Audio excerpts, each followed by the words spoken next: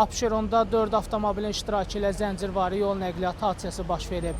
Hadisə Saray qəsəbəsi Məhəmməd Əsədov küçəsində qeydə alınıb. Belə ki, BYD və Chevrolet markalı minik avtomobilləri toqquşub. İdarəetmədən çıxan Chevrolet markalı minik avtomobili yolun kənarında dayanan Range Rover və Ford markalı minik avtomobillərinə çırpılıb. Faktla bağlı araşdırma aparılır.